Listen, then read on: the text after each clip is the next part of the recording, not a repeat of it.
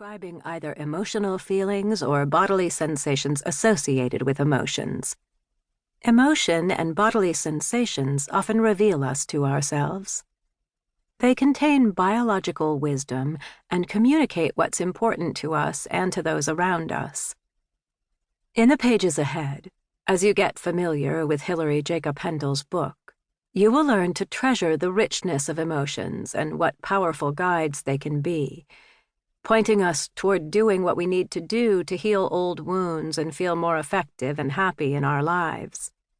Hilary does a wonderful job of teaching about emotions and the defenses behind which they hide. In her cases, she documents the toll that not being in touch with our adaptive emotions takes on us, and the benefits and advantages that well-processed emotions offer us. Those italicized words were crucial entry points into different aspects of my experience, all relevant to the task at hand. We have a saying in AEDP: make the implicit explicit and make the explicit experiential.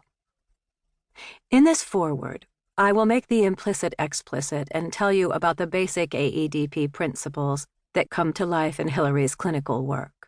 I hope to tell you enough about AEDP that you can understand the principles that underlie what you are about to experience. So here goes making the implicit explicit with respect to some fundamental AEDP principles. Healing from the get-go. Transformance as the drive to heal. The first core idea that animates AEDP is that healing is not just a desired outcome of treatment. It is a potential that there is from the start. We are wired to heal, to right ourselves, to grow and transform. This is not just a metaphor, a way of speaking. It is what neuroplasticity is about.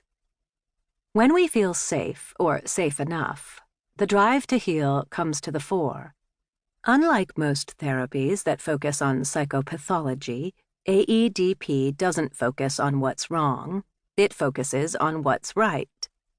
AEDP therapists are always on the lookout for this drive to heal, for which we have a special name: transformance. This is how I describe transformance, the motivating force of therapy. People have a fundamental need for transformation. We are wired for growth and healing.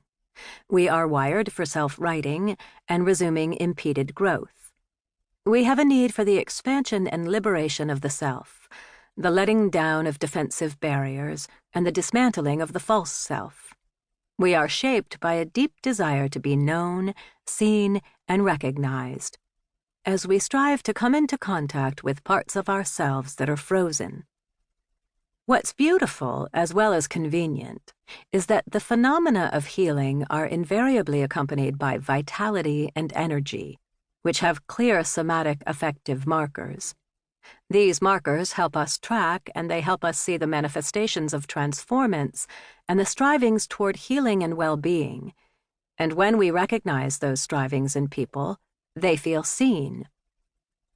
Transformance and its positive somatic affective markers of energy and vitality are a direct translation of positive neuroplasticity in therapeutic action.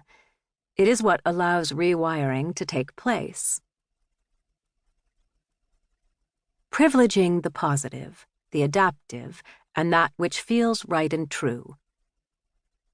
While we are on the lookout for evidence of healing, even amid despair and fear, we are also carefully attending to and working with what is positive, what is adaptive, and that which feels right and true.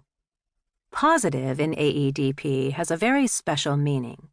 It certainly includes positive emotions like joy and gratitude and happiness. However, and I cannot emphasize this enough, the way we define positive in AEDP encompasses those as well as anything that feels right and true to the individual. This is crucial to grasp, for we are often afraid of feeling our emotions because we don't want to feel pain. As you will hear in the pages that follow, when we finally get past the protective barriers we built when we were children, and we actually feel our genuine emotions, even when those emotions are grief or anger, we certainly feel relief. But we don't